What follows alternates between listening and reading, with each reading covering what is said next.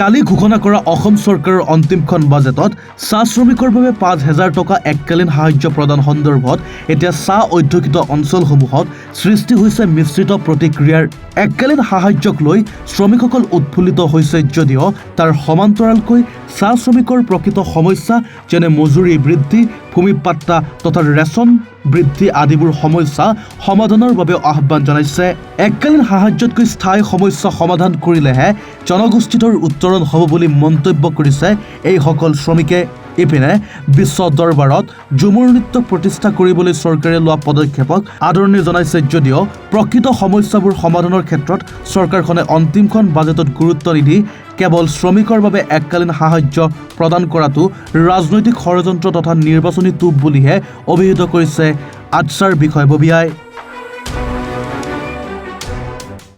সৰ্বপ্ৰথমে অসম চৰকাৰ তথা অসমৰ মুখ্যমন্ত্ৰী হিমন্ত বিশ্ব শৰ্মা ডাঙৰীয়ালৈ আমি ধন্যবাদ জ্ঞাপন কৰিছোঁ। তেখেতসকলে চাহ শ্ৰমিকৰ বাবে যি এককালীন ৫,০০০ টকা তেখেতসকলে প্ৰদান কৰিব, কিন্তু আমি প্ৰকৃতাৰ্থত আমি ভাবোঁ যে এই চাহ জনগোষ্ঠীৰ যদি উন্নয়নৰ কথা তেওঁলোকে চিন্তা কৰে তেন্তে তেওঁলোকে চাহ জনগোষ্ঠীৰ যিবোৰ আচলতে প্ৰধান সমস্যা, জনজাতিকৰণেই হওক, ভূমিৰ পট্টা হওক বা আমাৰ যি দৈনিক মজুৰি ৩৫০ টকা বৃদ্ধি কৰাৰ আমাৰ যি দাবী আছিলে, তেওঁলোকে যদি সঁচা অৰ্থত জনগোষ্ঠীটো উন্নয়ন কৰাৰ কথা চিন্তা কৰিছে তেন্তে এই সমস্যাবোৰ আচলতে সমাধান কৰাটো আমি বিচাৰোঁ।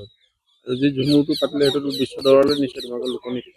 আমি ধন্যবাদ জ্ঞাপন কৰিছোঁ তেখেতসকলে যি আমাৰ আচলতে বাগিচাৰ যি আচলতে আমাৰ চাহ জনগোষ্ঠী বা আদিবাসীসকলৰ যি আচলতে জাতীয় নৃত্য কৰ্মক তেখেতসকলে বিশ্ব দৰবাৰত তেখেতসকলে প্ৰতিষ্ঠা কৰিলে, তাৰ বাবে আমি পূৰ্বতে ধন্যবাদ জ্ঞাপন কৰিছোঁ, এতিয়াও কৰিছোঁ। কিন্তু আচলতে কেৱল ঝুমুৰতে সীমাবদ্ধ হ'লে নহ'ব।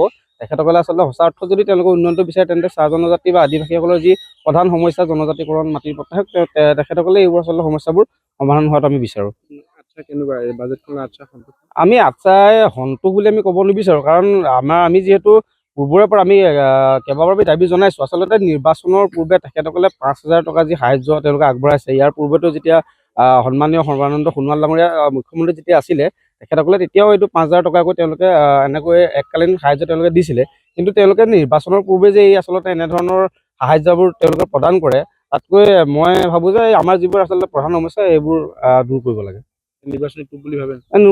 ডেফিনেটলি নিৰ্বাচনী টোপ বুলি আমি ক'ব লাগিব, কাৰণ ৫,০০০ টকাৰ আমাৰ আচলতে জাতিটোৰ উন্নতি হ'ব বা এজন শ্ৰমিকৰ উন্নতি হ'ব বুলিতো 5,০০০ টকাততো হ'ব নোৱাৰে।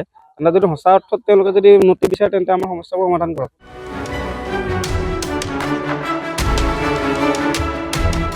টিয়কৰ পৰা উৎপল জ্যোতি খাউণ্ডৰ ৰিপৰ্ট, এনি ভাৰত 24।